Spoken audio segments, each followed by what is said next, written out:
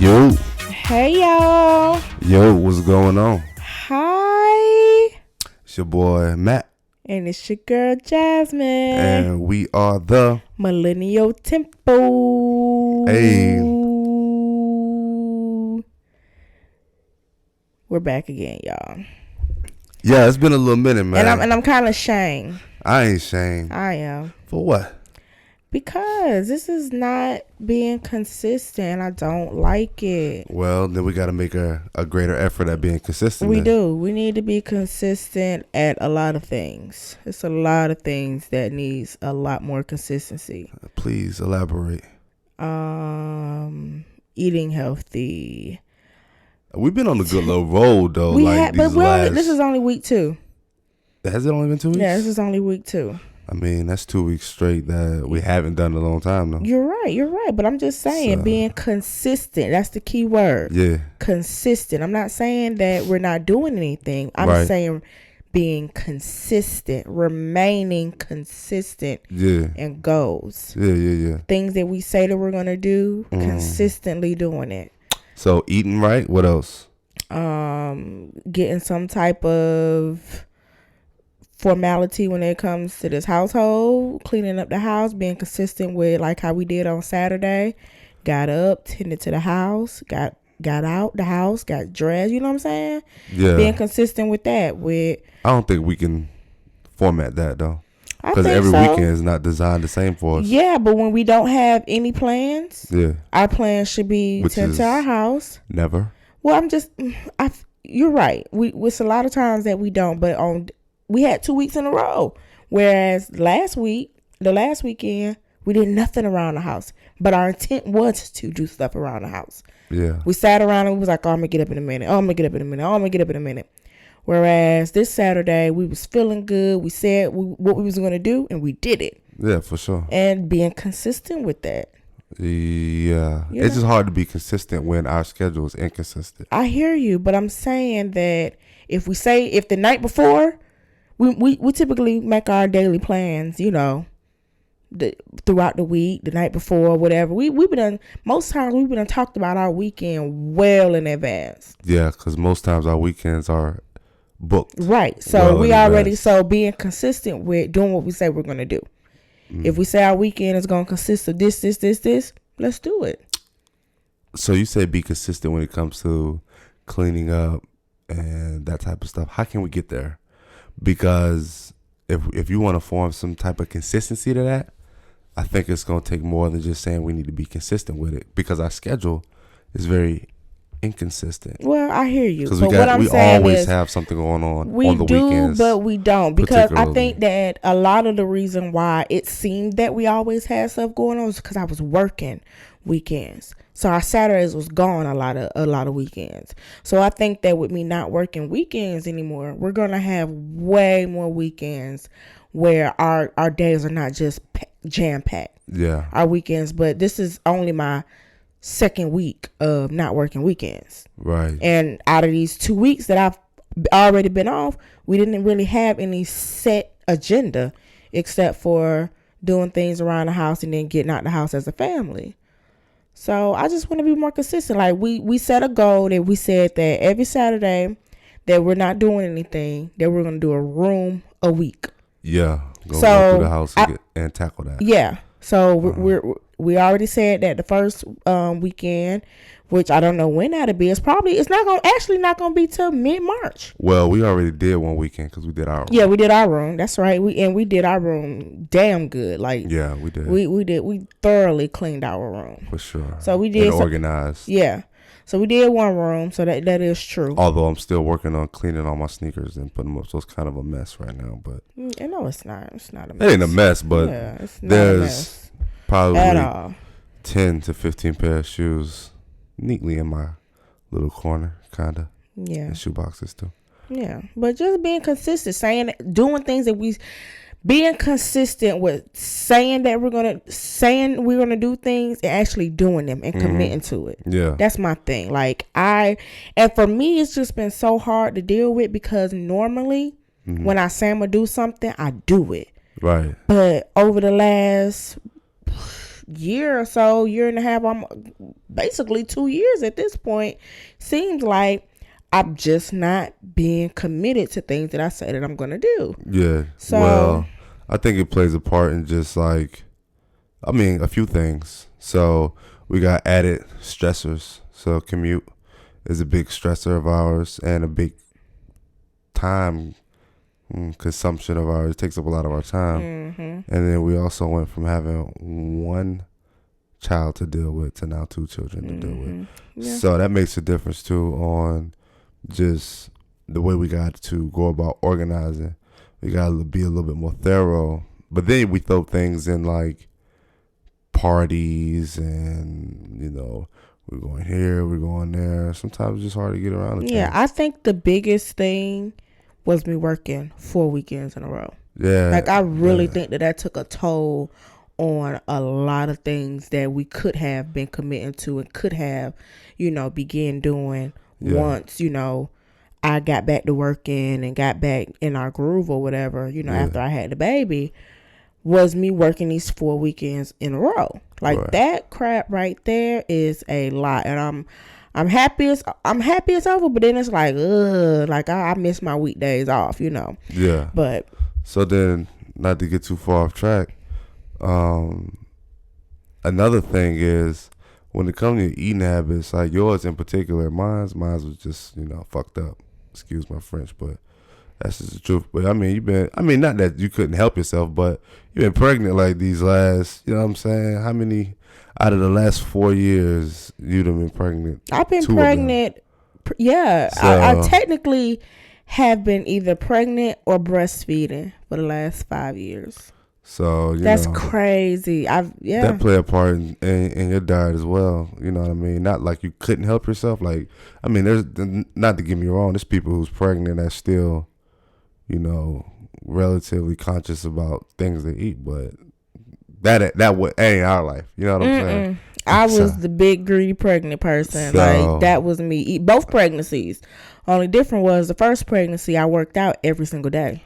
Facts. And I was very, very, very in shape. Facts. Then, you know, so it just wasn't easy to do once we moved up here and being pregnant, we was moving. It just was a lot going on with my pregnancy with Cannon. Yeah. But, you know, whatever. But the main thing is I just want to be consistent and being consistent and like I was telling you, Matt and I, we was talking the other day in the car, and I was explaining to him that I feel like that if we're consistent and we're meeting goals and we're setting certain things, saying certain things that we're going to do and committing to doing things, that everything else will fall in place, like getting down here doing the podcast. Yeah. I really truly feel like if we get into the groove of bettering our habits all around, that this is going to fall into place just right.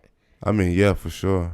Yeah. I think with this though, it's just really getting down here and just doing it. Right. But yeah, because if we're in a habit of doing what we say we're going to do, this will fall right into place. That's true. That's just how I feel. Like, if you got all these habits where you just kind of not sticking to what you need to stick to, then of course something like this that ain't gonna make or break you, that does not have to be done, is definitely gonna fall at the wayside, you know. Mm-hmm. But I really truly think that now that we're kind of bettering ourselves and doing a lot better with saying we're gonna do stuff and do it, that this will get better. So y'all, please forgive us. I don't care if y'all forgive me or not, but y'all better support.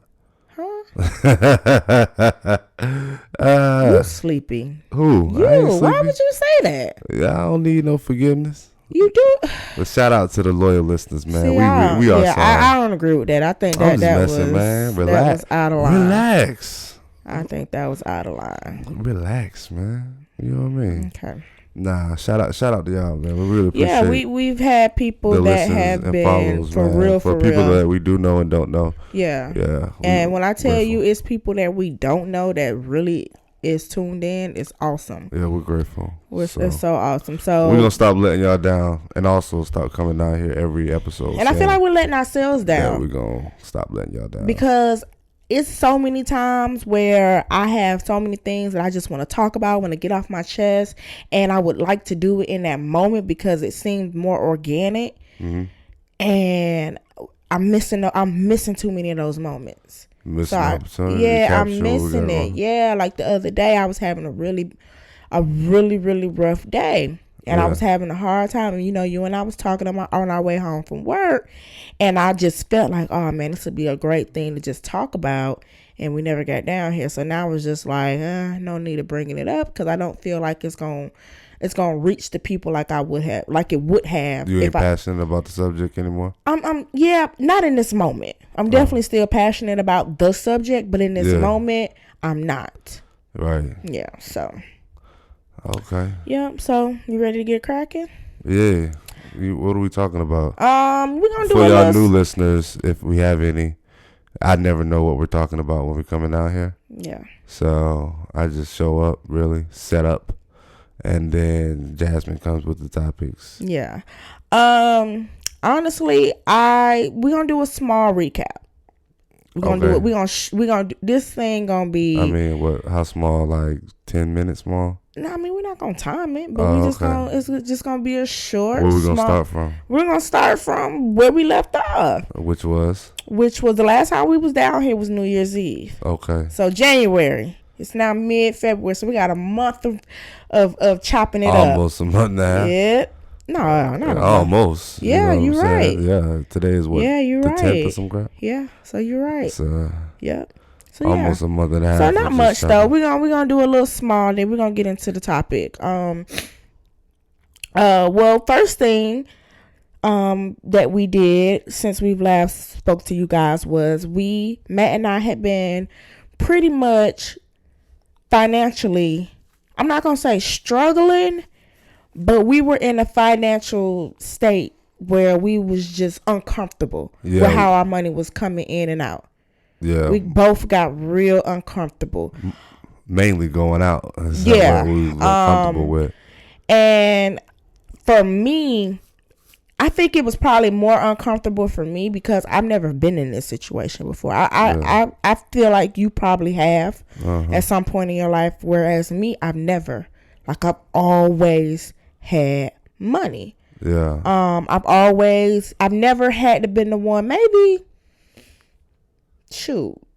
in high school or something, I probably had to watch my account or something like that. But even then, because I worked all through high school, I still don't think that I really, really, truly had to just monitor my money or feel like I'm waiting on the next check to come because I got to pay for this and got to do this and got to do that. Yeah.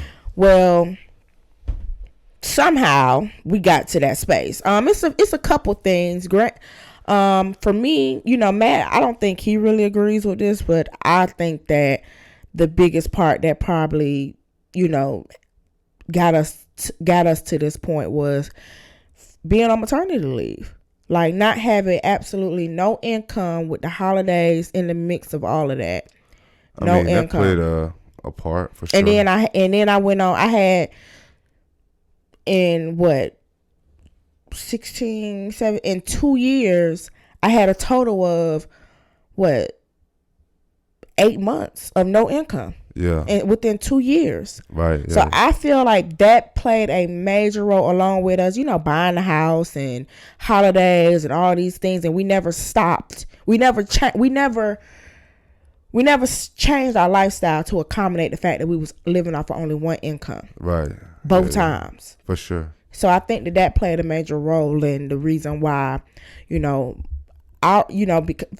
even if, if Matt if his money is low, I'm straight, so it's never been a time where we both looking like, oh, you got this or you got that. Yeah. So that was pretty uncomfortable. So what we did was we got our butts up one day. Yeah. After the new year, right at the first of the new year, and we sat and we did a budget plan. Yeah. You know what I'm saying? Really being more forward thinking with our finances. Mm-hmm. Not that we weren't, but just being a little bit more attentive about what we got going on. Because, I'll give you an example.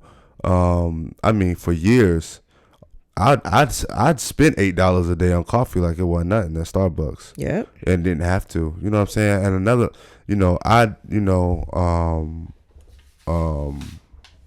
by eating out, you know what I mean? We'll cook, and sometimes I forget my lunch and still go to Panda Express. Or the reference back to what we were saying about our inconsistencies, we would not cook and meal prep, which we went a very long time without doing, and we both were eating out every day.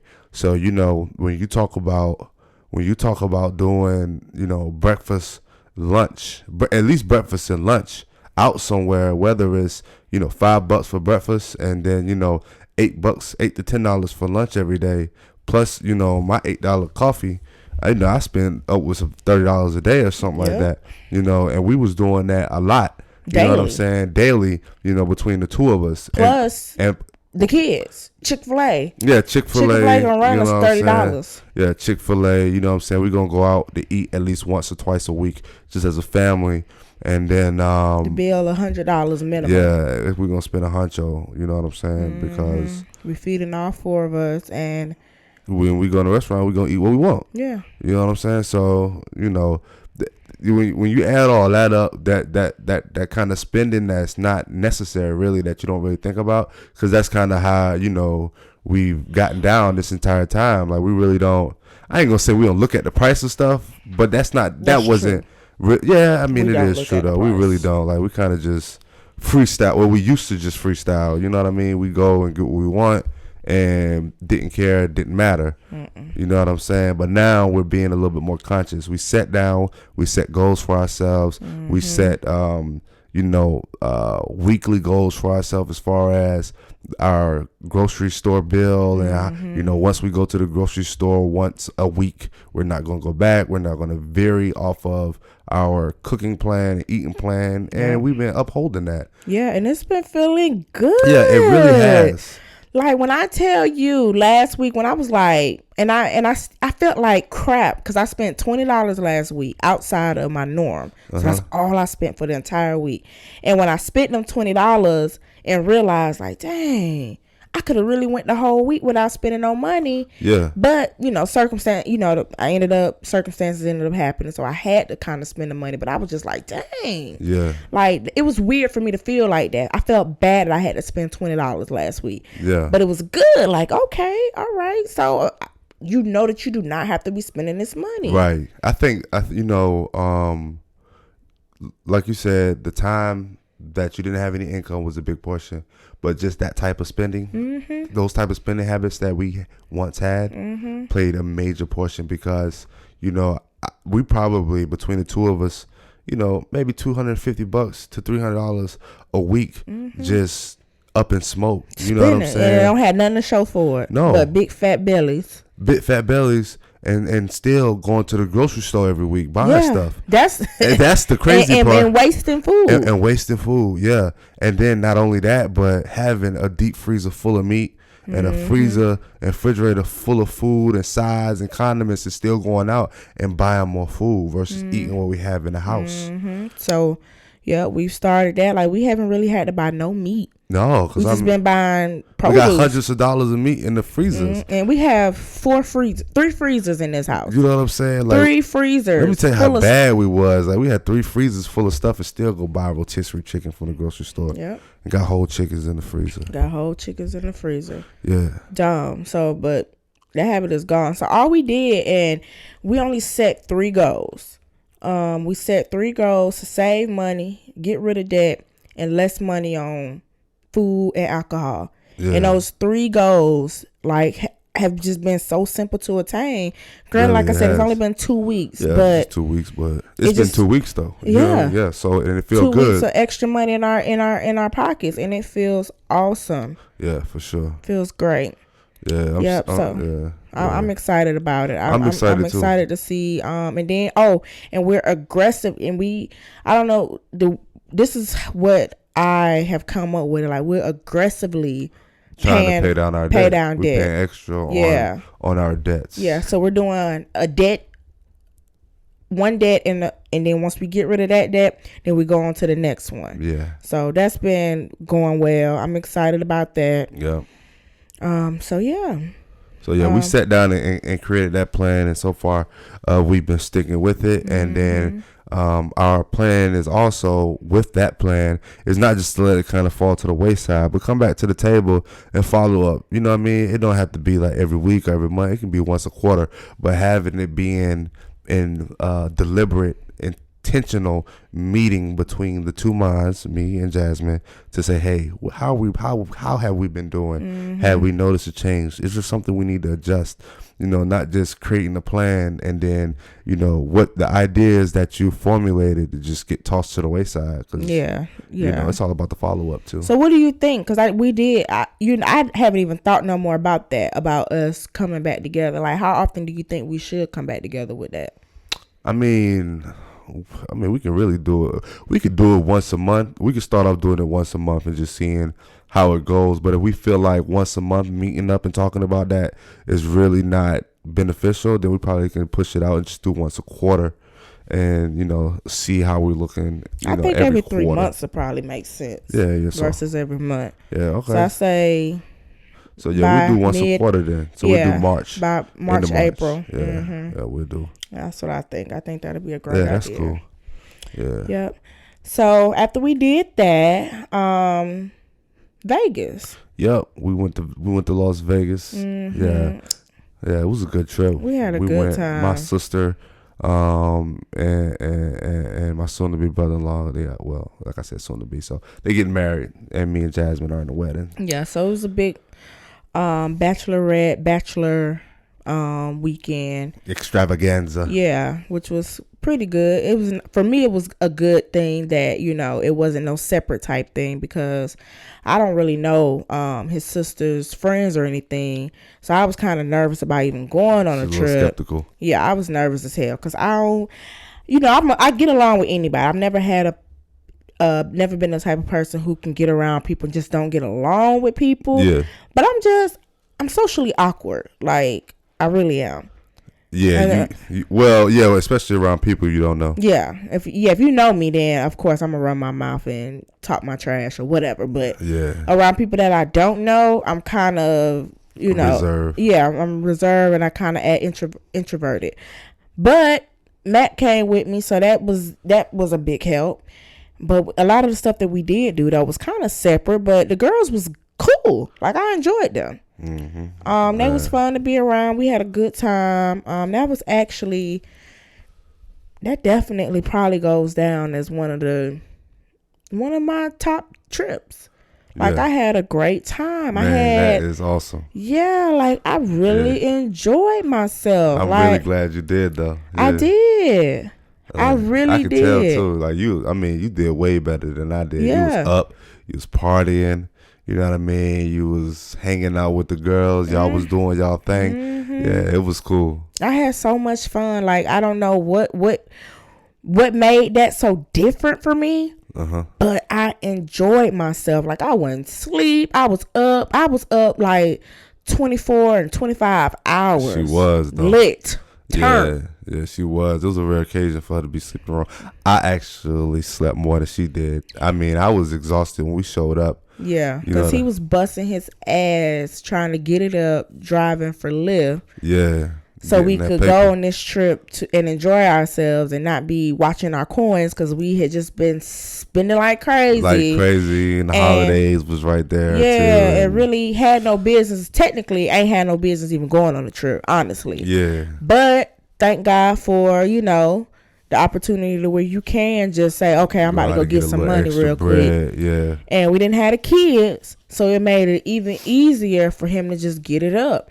So he was working his ass off for like 2 weeks? Hell yeah, man. I was every driving night. Like a fool. Yeah. So we could have money for the trip. I was driving like a maniac. So when we got there, I think that his body just shut down. It really did. I was exhausted. We went from Thursday to Sunday.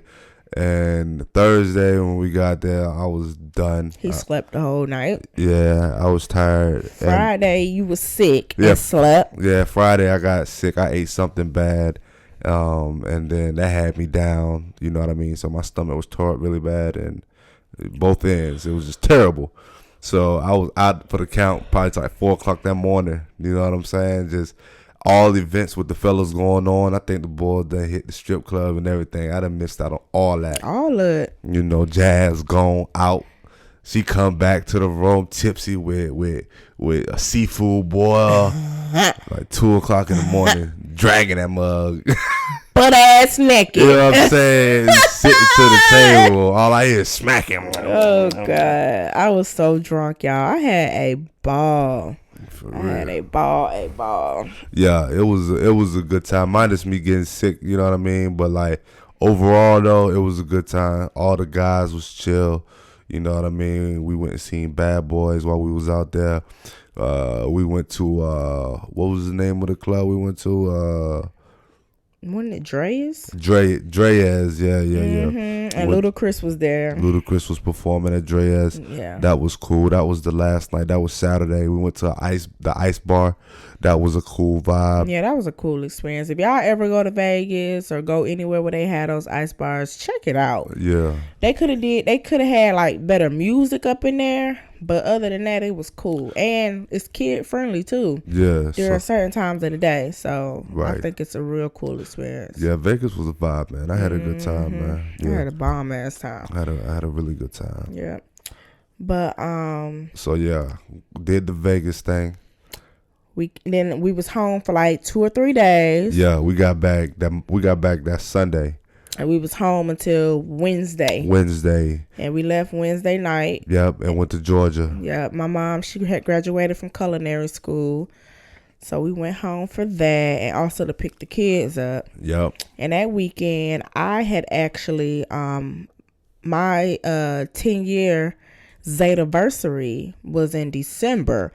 So one of my line sisters planned us a weekend, like a sisterly retreat type weekend. Yeah. So we did that in Atlanta. We went to Rashida and Kirk, a little bar lounge restaurant. It was cool.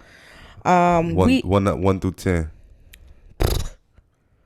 I mean, was the food good? I had wings. Yeah, wings. So the wings was good. But my line sisters and all them, well, it was actually friends. On Friday, it was my line sisters plus you could bring a guest if you wanted to bring a guest. So we had some other girls that was with us as well. Yeah. But their food, some people was like, they didn't really enjoy their food. Like one girl, she sent all her food back. Would you go back?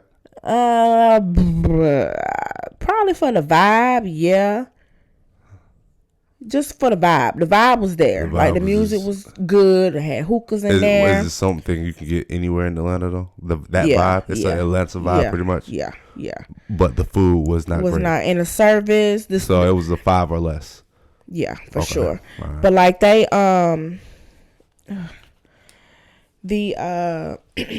we had made reservations and we didn't sit down until like 45 minutes after our reservations. And then when we finally sat down for our reservation, them folks had the nerve to tell us, oh, y'all only have, I think they said like 50 minutes to an hour because the next reservation is coming. So y'all gonna have to eat y'all food and get up. They was like, we'll move y'all to somewhere else, but y'all gonna have to get up from where y'all at. We was like, what? Oh, for real? Where they do that at? Like y'all was late on our reservation. A new format of the restaurant industry. Yeah. Time limits to eat. Yeah, that shit's stupid.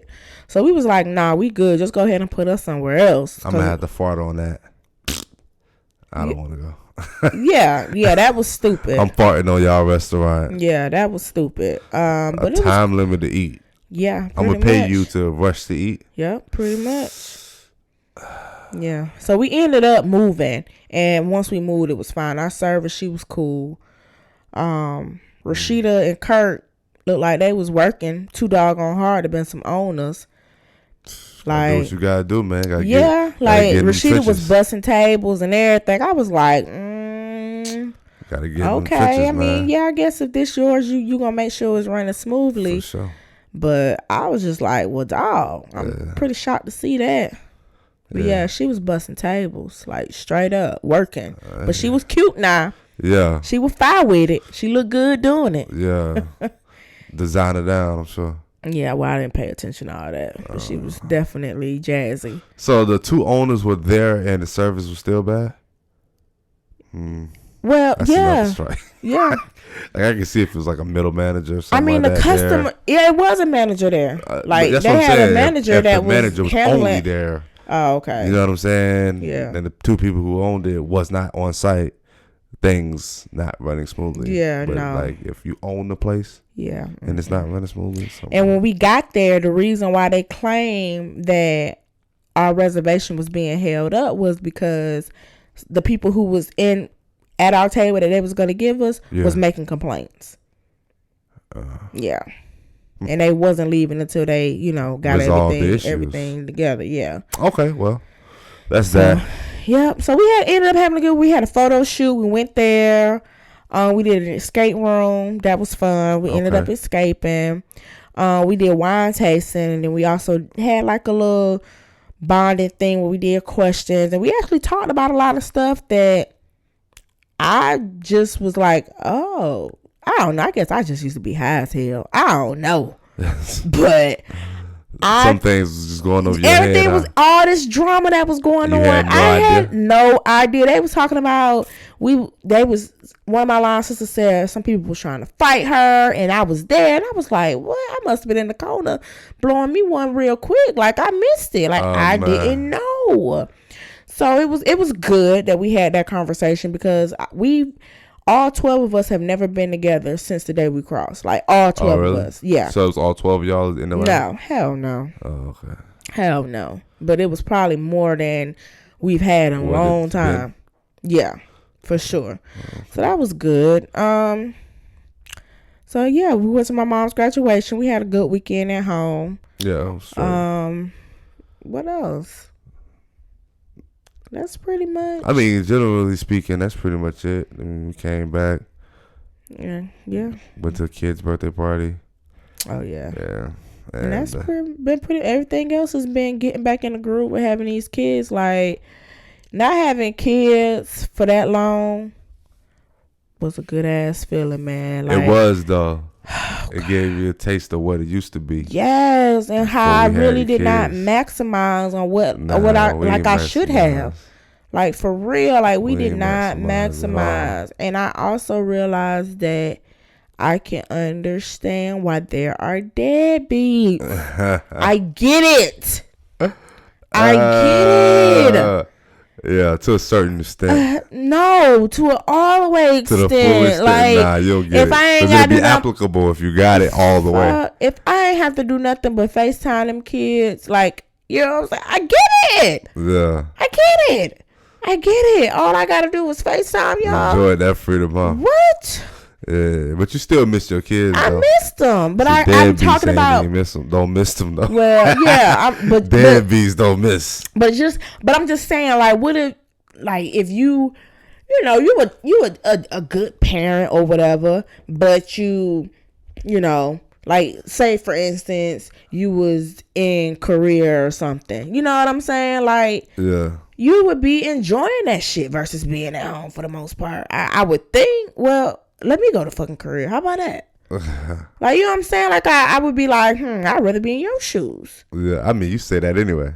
Yeah. Even when I went to Seattle, TDY, you was like, you always get to go away. Yeah. So, I'm just saying, like, shit, man. Nah, I feel you. It was, we just gotta look forward to those times off.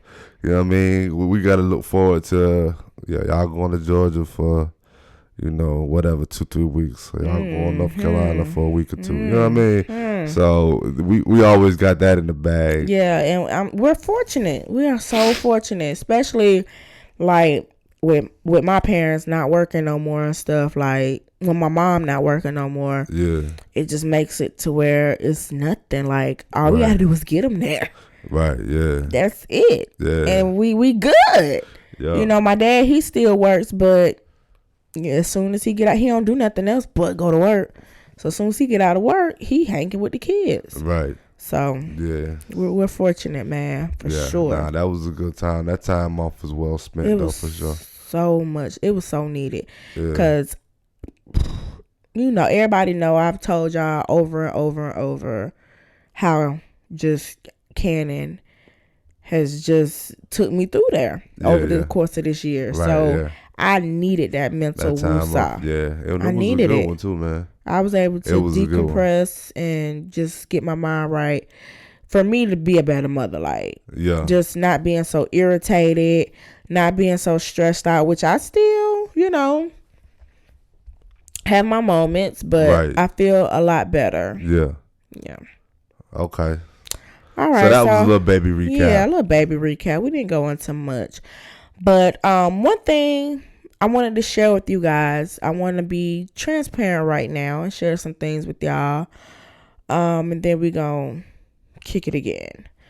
But I started therapy. Yeah, you did. I started therapy. Sure did. Yeah, you did. I'm proud of you. I am in therapy, y'all. Yeah, I'm very proud of you. Yeah, thank you. Yeah. I have a lot of trauma. Like, growing up for me was rough. Lots of trauma. And I never realized that trauma had really affected me until really recent. Like, I never really felt like I was affected by it because the trauma that I dealt with was never anything that directly happened to me. Yeah. You know what I'm saying? Like, the things that I dealt with, I just witnessed certain things. But it never directly, was happening to me. Yeah. So I always felt like, the most that it did was teach me the do's and don'ts of life. Yeah. But I never realized that I was angry, that I was sad about it, that I was insecure about some things. Mainly just angry. Yeah.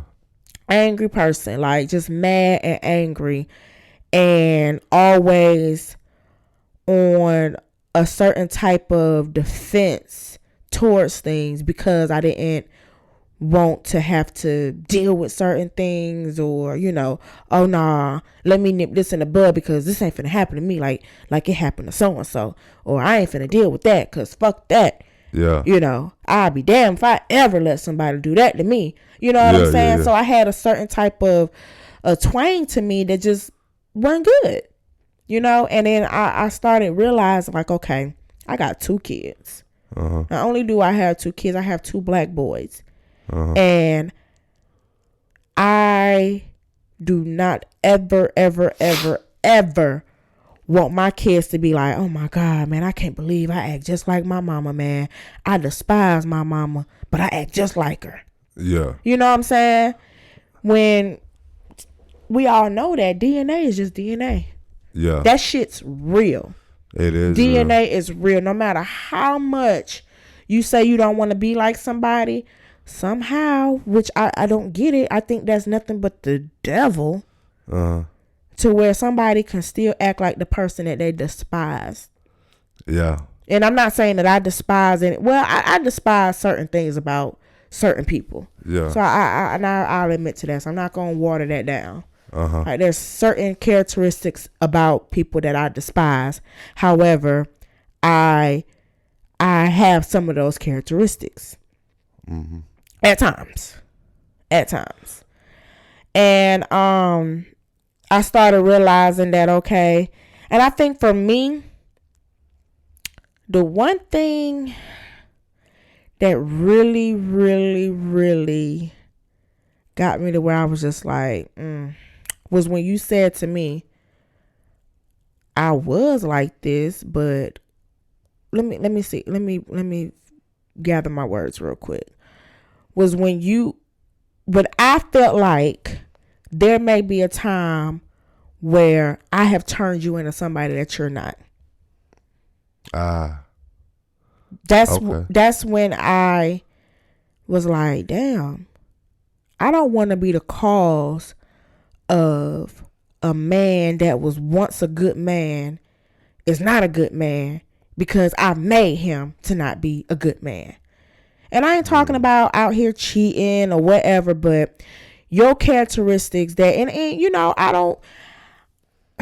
I don't know. You said, I don't even remember what you actually had said in this moment or whatever. Or what the context of I don't really know. Yeah. But that shit right there hurt my feelings more than anything, because I'm a person that I care how other people feel. Mm-hmm. You know what I'm saying? I'm big on that, which to a fault. I'm big on everybody else's feelings. I want to make sure everybody around me is good. Right. At all times. And I don't like people to think bad about me. Mm-hmm. I don't want nobody to say nothing wrong about me. I'm in my feelings. If you got something bad to say about me, if you saying that I made you feel a certain way, that shit tears me up. It tears me up. And when you said that, I was just like, all right, Jasmine, like, okay, maybe it is true.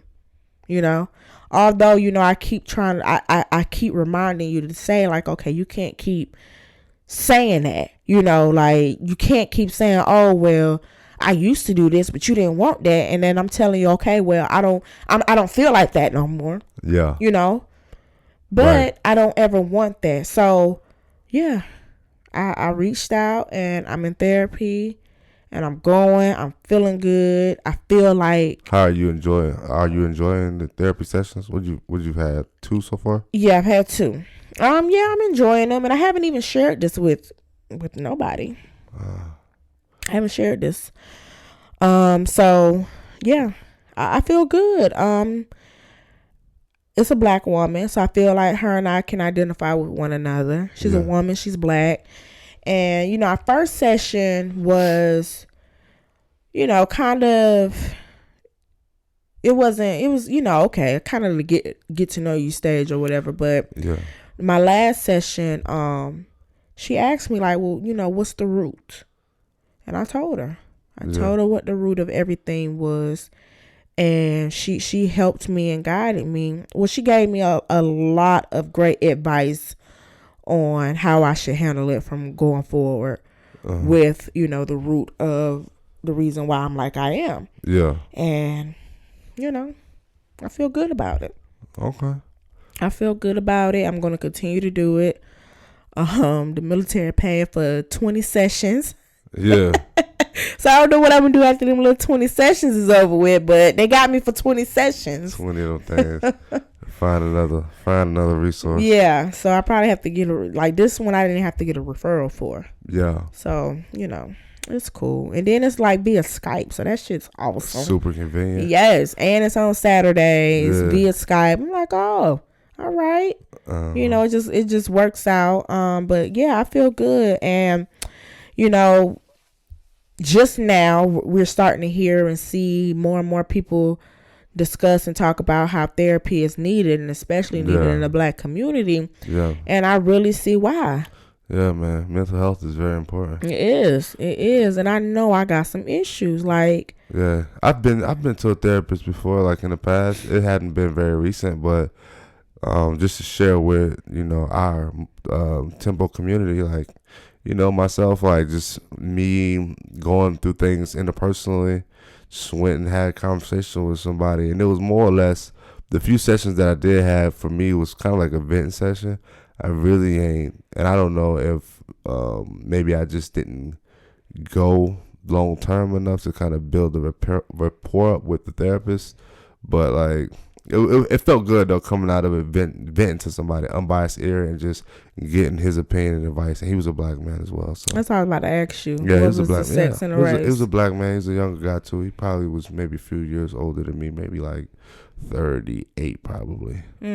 So yeah, but it was cool though, man. So I highly recommend it to anybody, man. Like, yeah, it's an awesome thing, man. Being physically fit is not more important than being mentally fit. Yeah. Mentally fit comes first before anything. It does. Like, oh God. Yeah. I just feel refreshed now. I feel like I'm handling myself a whole lot better because I have a lot more self-awareness. Yeah. Now that somebody is telling me, like, okay, you this is what like, yeah, your shit do stink, motherfucker. You need to fix it. You know? And that's just what I needed to hear from, like you said, an unbiased ear. Yeah. And it's been feeling good. I feel good. I'm excited. Let me ask you this though. this was something that I was thinking about. I was actually going to make a Facebook status about it, but I didn't. Do you think that every single person has some sort of trauma that they have had to deal with? Or do you think that there's people that go throughout their life and never have to deal with trauma? No, I don't think that. I think that everybody, to some degree, mental anguish. Everybody suffers from some degree of mental anguish. Yeah. You know, I think so too. So of some degree, I mean, something as simple. I ain't gonna say simple because it's never simple, but something as normal as death traumatizes people. You know, the loss of someone that they love. You know, so I think that, you know, everybody goes through it in some form of fashion. Right. So why isn't that a thing that should just be accessible to everybody? What's that? Therapy. Therapy. It's a money game, just like everything. Yeah, I know. I know that. It is accessible though. I don't want to put out to the world that therapy isn't, because I mean, even for I mean, it's a lot of programs out there. I mean, you just gotta look for them. Yeah, we being that I'm in the military and stuff, we Department of Defense beneficiaries and whatnot. It was the programs that she's using was kind of laid out and it's advertised within our community. Yes, but there are programs out there that people without very great insurance can, you know, get involved in. For sure, it is. I hear you, but I don't. It's not accessible like that. Like it can't be. Well, it is. The thing is though, people who look like us aren't keen to go to therapists. Like that's not. I mean, it's not something that somebody just go volunteer and say, "Hey, yeah, I'm just gonna go to a therapist just because I feel like I need to go to a therapist." I couldn't tell you where to go. It's not for a therapy session if I didn't have a military, you know, people in the military. If I was just a regular civilian, I could not go find a therapist. I would not even know where to start. Well, there is the internet. I hear what you're saying. So for those, because but you got to know how many people are looking for therapists though. That's the thing. We don't know that. I don't know that, but I do know that, you know, a lot of people that I know aren't going to therapists. And it's not because they don't have the ability to go. It's just because they don't think that going to a therapist is something they need to do. I don't think that is. I think I hear what you're saying. I think that plays a major role in it. Yeah. But it's not accessible. It's not accessible for our community. It's not. Well, to go get a good therapist, to go sit on somebody's couch and be able to vent to somebody that is that can identify with what you're talking about. It's not there. Yeah, you gotta look too. I don't know what this exact numbers are, but statistically speaking, though, it's not a whole lot of African American therapists out there. Yeah. So I mean, yeah, that plays a role in it too. Nobody don't want to go talk to somebody who they can't relate to or don't relate to them. Like, you know. Yeah, I mean, even if it's not, you know, even if it's just you just need a therapist, somebody who is educated and professional enough to be able to listen to you and provide you at minimum what you need. I don't think that information is as accessible as it should be, seeing as though we both agree that everyone deals with trauma. Period. Yeah. We both agree. And we both agree that if a person deals with trauma, therapy is something that that person should benefit from with dealing with trauma. Yeah, but you gotta think though, and this is the Millennial Tempo podcast, so things are starting to change. So at one point, generations before us, talking to a therapist was automatic assumption in most people's minds, and I'm gonna say most people's minds was that, especially from our community, was that something was wrong with you. If you went and talked to a shrink, as they called them, or, you know what I'm saying, therapist or whatever, you know, something was wrong with you. There was a stigma with it. You know what I mean? Especially for men, it was a stigma. Oh, you weak. You know what I mean? You stress. So I think, like, when it comes to that, And like even with healthcare, I mean, just in general, people don't go to the doctor as much as they should. You know what I mean? You don't even go to the doctor as much as you should, and it's free for you. You know, you can't miss work. You know what I'm saying? So that don't change in anybody else's life either. So you know, people not going to the doctor, they damn sure ain't gonna go to no brain doctor talking about sitting on somebody's couch telling them their business. It's one of them things. You know, I think that the stigma of it is starting to shift, so people are starting to prioritize it as being important in their life. So they're realizing like, hey, this stuff works. You know, more media outlets that people look like us are starting to share their experiences, and you know, when it comes to dealing with mental health, and then also, I think that you know, people just in general just don't take care of themselves. You know what I mean? Just in general.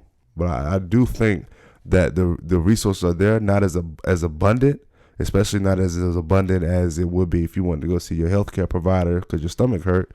But I think the resources are there, but just not as abundant though. And then also people is not really placing a priority on mental health. You know, so if people ain't placing a priority on it, there's less people that's going to go to college that look like us saying, oh, I want to be, you know, a psychiatrist or a psychologist, because they don't even believe in what they do. You know what I mean? You know, so yeah. But I think it's starting to change though a little bit. It's starting to be more acceptable, socially acceptable for people to go seek behavioral health consultation, and I'm glad of that because it's very important. So, what do you think as far as for our children? Like, do you feel like they need to deal with something, go through something traumatizing, or should that just be something that they just go and do? Like, what do you think are the grounds for introducing suggesting or sending your kids to therapy? I think it's a case by case scenario. Honestly, I think you just kind of got to gauge the child. You know, you got to look for abnormalities and behaviors. That's the biggest thing. Identifying things that may be negative to the individual. You know what I mean? Negative behaviors, habits, that type of stuff. Not just a normal kid who is identifying with having normal behaviors, not lashing out, not doing X, Y, Z, and the third. No, I don't think you need to send them to therapy. I think you can counsel them at home. So you think therapy is only for people who, you know, like you said, that falls under those categories? Yeah, I mean, if you ask me, yeah. Mm-hmm. You know, that's dealing with either some self-identified, if you're an adult and you identify that you having, if you self-identify that you having an abnormality, thinking patterns or behaviors, then it would be beneficial for you. And then if you're a parent and you identify that your child is having abnormal thinking patterns or behaviors, then it probably would benefit for them as well. Yeah. I think outside of that, if it's not, you know, if it's not something that's consistent, I think that you can do, you can counsel your kids at home yourself. Mm-hmm. You know, if it's within your realm and you're in their, what is it, comfortability? Yes, mm-hmm. Let's say that. Yeah, if you're comfortable with it and it's within your realm, I think that you can do it at home. Okay, yeah, I agree with that. Mm-hmm. I agree with that. Yeah, so I'm excited about it. I feel good, and I'm hoping that it brings a real positive shift within me and within the household. For us to just continue to move as a better unit. Yeah, for sure. As four of us. Yeah, betterment of the gang for sure. You know, so yeah. That is definitely awesome. And yeah, again, I'm proud of you for taking that step. That's a big step to take. It is. Yeah. Thank you. Mm-hmm. Never even considered it until real recent. Mm-hmm. But yeah, is that thing still monitoring me talking? Yeah. I don't. Oh, okay. All right. Sorry, y'all. So, we have been bringing this topic back up over and over again, and we have not talked about it, and I'm ready to get it over with. What? Like, we need to talk about birth control. What about it? Like, what's next? What's next? I'm stressed out about it. You know, I feel like I'm the only one that has to take everything in consideration with the whole thing. And I feel like it's just like, whatever on your part. Like, I don't feel like you are, you know, thinking about anything. It's all on me to have to deal with. And I think that the reason why I'm stressed out as bad as I am is with this whole endometriosis thing. Just a little background. I suffer from endometriosis. Yeah. That shit's the devil. It's nothing but the devil. It's the hardest thing that I have ever dealt with in my life, is being in pain. Anytime my eyes are open, you're just hurting. You're just in pain. And in pain where? In my abdomen, in my lower uterus area. I had bad cramps. Yeah. I have really bad spasms if I have sex and I have an orgasm. I have really bad spasms from it. Yeah. Sex is painful. Yeah. It's not fun. It's nothing. The week before my period comes, I'm just hurting. I'm pushing on my abdomen all day, every day, because the pressure relieves the pain for like half of a second that I'm pushing. I only really have maybe about maybe a week and a half where I actually feel good. Yeah. That's it. My cycles are really heavy. I clot really bad. Generally speaking, while you're on your period, do you have pains? No.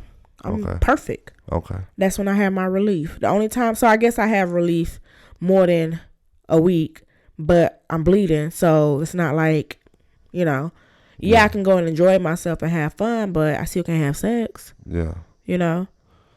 So, that's when I only have my relief, is when I'm on my period. You're going to say you can't have sex. Well, I mean, we don't.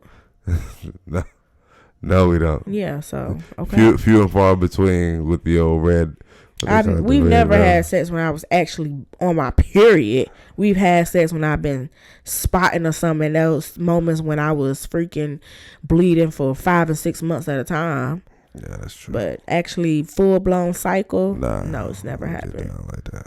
Yeah, I'll wait. And so are you. Yeah, I mean, I don't care. But but it's, if y'all can see my face.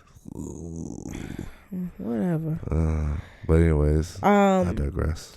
So it's been stressing me out because pretty much for 5 years I've been pain free. Yeah. And I quit breastfeeding. That's another thing. Like, I'm done. My breastfeeding journey is officially over. Yep, it's a wrap. Big Red don't like the titty. Yeah, when I went back to pick him up, I immediately went to him and tried to nurse him. Hey, look, she was trying to sneak and do it too. Trying to sneak and give him the titty. Hey, I caught her. You would have swore she was in there doing something illegal to that boy. How he was trying to fight to get away. Yeah. Yeah, and that's actually really over. Yeah, it's over with. And immediately it maybe took about 4 or 5 days when I stopped pumping and stopped breastfeeding, and the pain literally came back. Was right back. Because after I had Cody, as soon as I stopped breastfeeding, I got pregnant. Yeah. So, you know, I haven't had, if I'm pregnant, if I'm breastfeeding, I don't have any symptoms. Right. And, you know, back when I first got diagnosed with this, I had a doctor that just kept telling me, like, hey, get pregnant, have babies, you'll be fine. The pain will go away. You know, this doesn't happen. Once women have babies, most times endometriosis goes away. Yeah, I remember that. Yeah. And unfortunately, that's not my case. Yeah. So here we are now, where I'm not on birth control right now. I'm not breastfeeding. Right. So there's nothing that's preventing me from being pregnant. Right. I don't want any more kids. Me either. You claim you don't want any more. Ain't no claim. I don't. And it's a hard no. So where are we? We are at a crossroads. That's where we are, because I already know what you're trying to insinuate with this. Well, ain't no insinuation in it. I mean, prior to us recording this episode, We've had conversations about this in the past, and her suggestion to me was get a vasectomy. Well, that's easier said than done.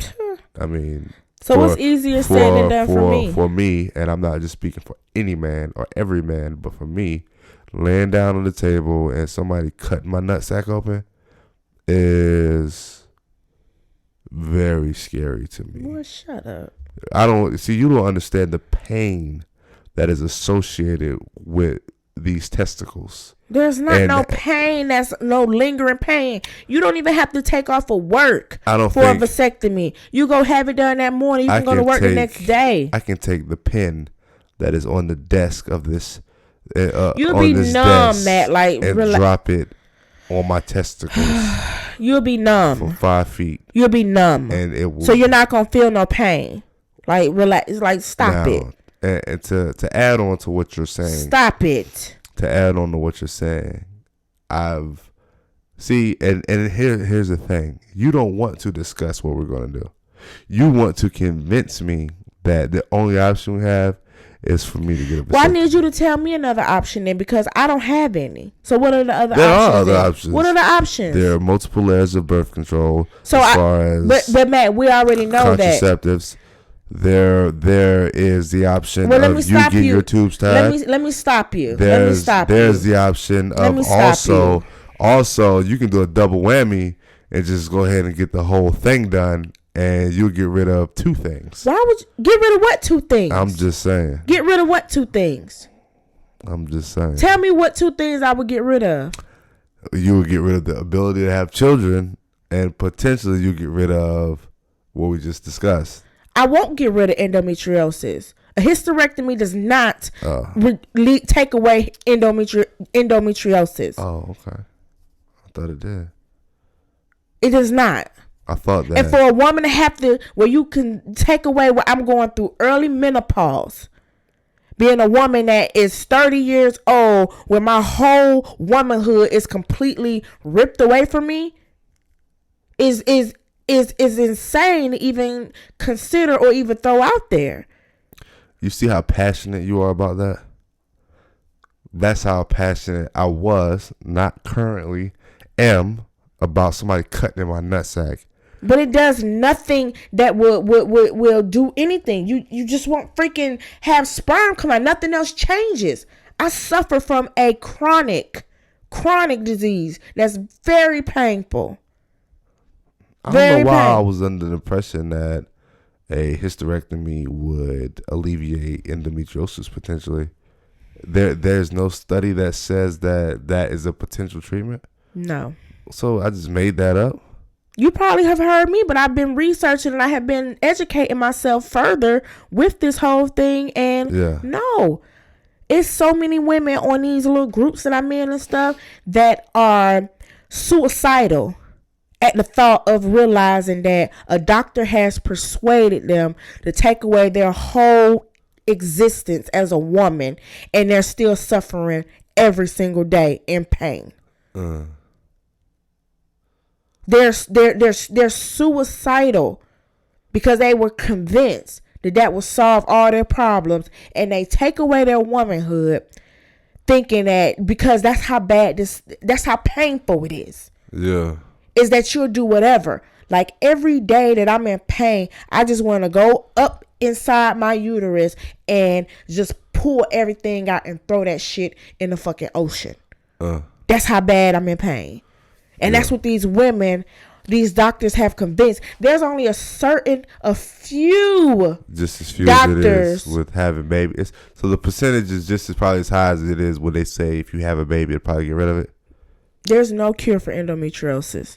There's nothing you can do. There's things that you can do to alleviate the pain, but there's nothing that is guaranteed that will alleviate endometriosis pain, and there's nothing to get rid of it, period. Yeah. They have things Did somebody say one of your family members had it at one point and they don't have it anymore? I don't want to name drop nobody, but yeah, I have a cousin that So there is hope, and there's light at the end of the tunnel. I'm just saying. No. You got to think positively, right? I mean, I've been dealing with this for 10 years. There's nothing positive about it. I've been hopeful for 10 years. Well, it's not the end of the road, is it? I mean, there is no road. There's not no road about it. It's just what it is. This is what my life is. The end of the road is when I croak. Okay, well, let's carry on from that.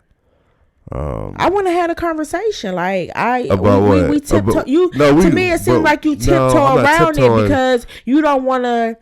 We're talking about two separate things in the same topic. We're talking about birth control. We're talking about endometriosis. We're talking about both because they both coincide with one another. The whole thing with the birth control is like I told you. They don't. They do coincide. What the hell do you mean? How? What does one have to do with the other? Because there are some birth controls that intensifies the pain, and there's birth controls that might alleviate the pain. Okay, now you're talking. Now you're explaining. Was before I didn't know what you was talking about. Neither did our listeners. But okay. So there's some. So now you're saying that if you have to explore different options on birth control, they are going to come with negative effects potentially because they may intensify the terrible pain that you already suffer from. Anyway, in which we've already saw that. Do you recall the last time that I was on birth control after I had Cody, and when I was in the ER because I was in so much pain I thought I was about to die. Yeah. When I started that birth control, I thought I was going to die. I had to go to the ER. Yeah. So boom, there goes birth control pills out the window. I mean, I guess at this point we just waiting for me to make my mind up and go have a vasectomy done. You know, honestly, you ain't leaving me with no other option. And you don't want to get your tubes tied. No. So you ain't leaving me with no other option. Other than just having more kids, because you don't want to get your tubes tied. Well, I told you that I'm going to, when I go to the doctor, my number one goal is for them to refer me out to an actual endometriosis specialist. Yeah. That's my number one goal. Number two goal is I have been doing some research, so I have a list of birth controls where I've spoke to other women that suffer from this who have said that it has helped with their pain. So you are willing to... I've already told you that. I told you that I'm going to try one more birth control. Yeah, but you ain't tell the listeners that, though. Okay. So I'm going to try one more birth control. When I go, I'm going to give them this list. Yeah. And if they can't provide me with any of those, they're going to kiss my ass. Like, okay. I'm not doing it. Yeah. I'm not doing...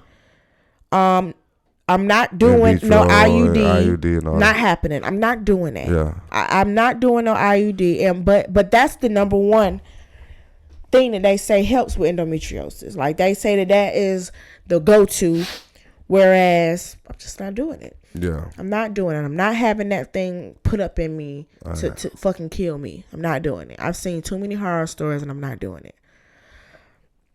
The depot shot. No, that ain't happening. You remember I bled for 11 months. No, that ain't happening. Gained 20 pounds. Not doing it. When was the depot era? Was that our first year of marriage? Yeah. Yikes. Yeah. That was rough. We can't go back to that. Yeah. I'm a little bit more mature now, but no.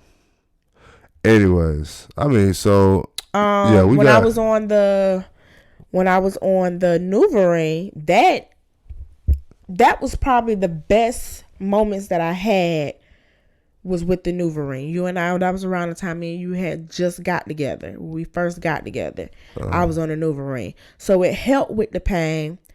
However, my uterus is prolapsed now. Yeah. So it's not gonna hold. It's not gonna stay up there. It's not gonna stay in there. Yeah, I remember I used to feel the NuvaRing back in the day. So. Yeah. Not no option. I mean, we got a tentative plan, man. You gonna try one, see how it go, and then we gonna come back to the table and reevaluate. You know what I'm saying? I know somebody at work that just got it done, man. They doing all right. I done seen it done 1,000 times. I used to work in the general surgery clinic. I done seen a bunch of them done. It's just, man. I've already had 3 surgeries. I feel you, man. They ain't got nothing to do with the birth control, though. What? They ain't got nothing to do with the birth control. It has something to do with the fact that getting my tubes tied. That's major surgery. And then my friend Miranda, she got her tubes tied. She's getting ready to go get hers untied. She said the pain is horrible. She said that her period, she calls out of work every single period. She has to call out of work. She says she be down to her knees. She's in so much pain. Yeah. And she's already said that she's going to get him untied sometime this year. Like, she's not doing it. Like, she said that's the worst thing she could have ever did, was get her tubes tied. I mean, and my mama, when she got hers tied. Yeah, procedures, sometimes they just don't necessarily, everybody react to them differently. You know what I'm saying? Like I said, I worked in a general surgery clinic for a couple of years, so I know I've seen out of 1,000, you know what I'm saying, almost all of them went well. But I've also seen negative ones too. You know what I'm saying? So, you know, I think both of them have cons. You know what I'm saying? Because both of them have pros, both of them have cons.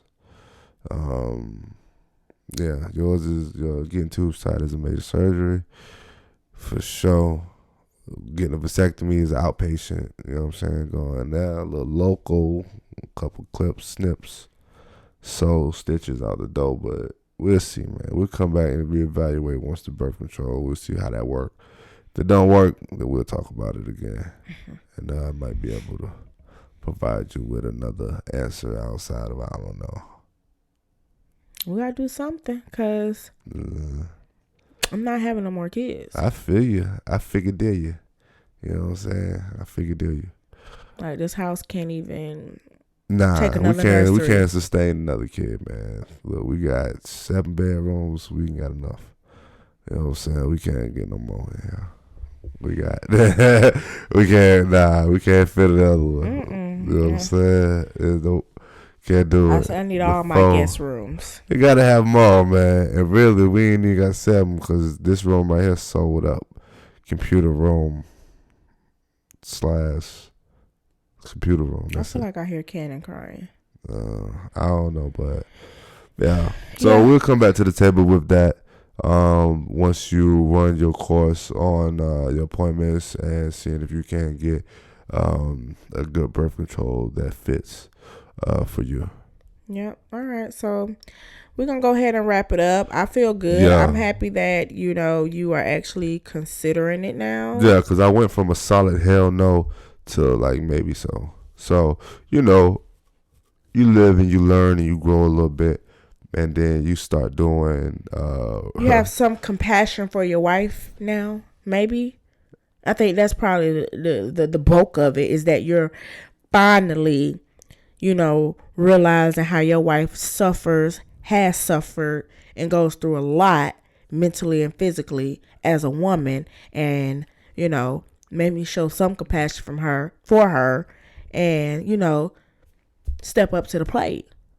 I wasn't going to say that, but that sounds good. Yes, I was going to say I did an analysis on. I did a few analysis on having another kid, and every outcome was I definitely don't need or want another child, and we're gonna be out here fucking playing. Something needs to be done, because the outcome is gonna be a kid if we keep playing. So, and I definitely don't want that. And when I got pregnant with Cannon, this was the same thing. I had 1 or 2 freaking periods. I think I might have had 2 periods. I'm on period 1. This is period 1. Yeah. Okay? I know. And the second period that I had after I had Cody, I was pregnant. My baby was 1 year old. And I was pregnant again. So, all right.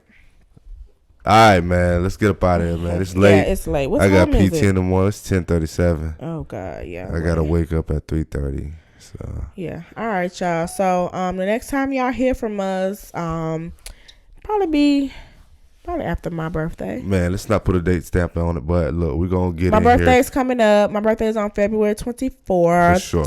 We gonna get in here. We're gonna crank these podcasts out. We're gonna give the people what they want. Yeah, as DJ Envy and Gia say, we're gonna crack these mics. You know what I'm saying?